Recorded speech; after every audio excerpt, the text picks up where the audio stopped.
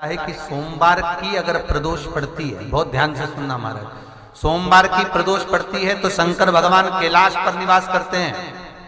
मंगलवार की प्रदोष पड़ती है तो शिव काशी में निवास करते हैं।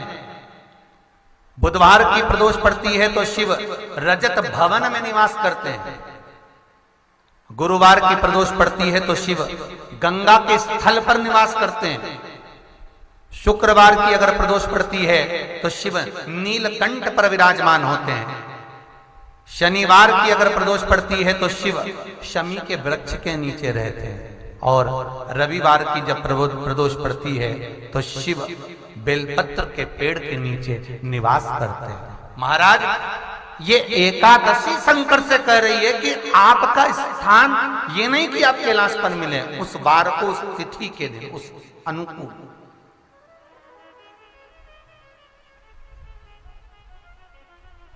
हमारे यहां कहते हैं सोमवार की जो प्रदोष पड़ती है वो इच्छा पूर्ति करती है। मंगलवार की प्रदोष रोग से मुक्ति देती है। बुधवार की प्रदोष कामना की पूर्ति करती है। गुरुवार की प्रदोष शत्रुओं का नाश करती है। शुक्रवार की प्रदोष सुख और शांति देती है।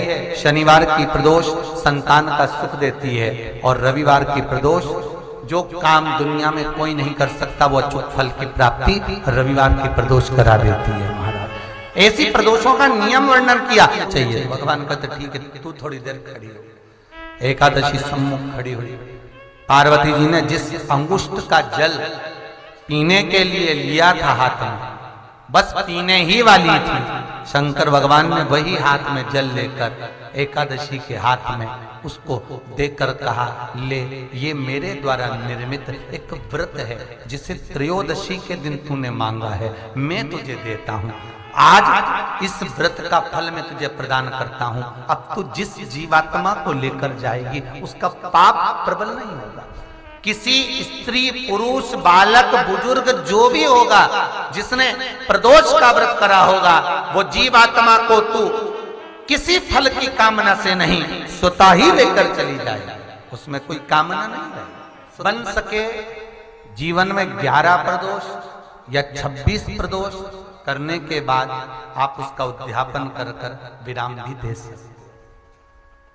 पर जीवन में एक बार प्रदोष का व्रत मौका मिले, जिस कामना से जिस दिन का भाव आपके मन में आए कि मुझे रोग से मुक्ति पाना है तो ये प्रदोष मुझे करना है, मैं रोग मुक्ति के लिए, हम जो भी आपके मन में आ रहा है, संतान प्राप्ति के लिए शनिचरी प्रदोष, आप उसका स्मरण करें। फिर लिखा शिव महापुराण में, बड़ा सुंदर लिखा वेदव्यास जी ने, मान लो आप प्रदोष का व्रत नहीं कर सकते,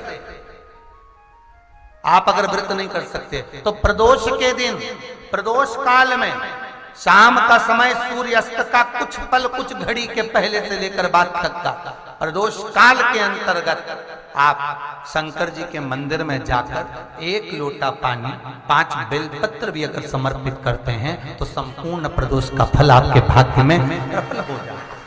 शिव महापुराण में इसका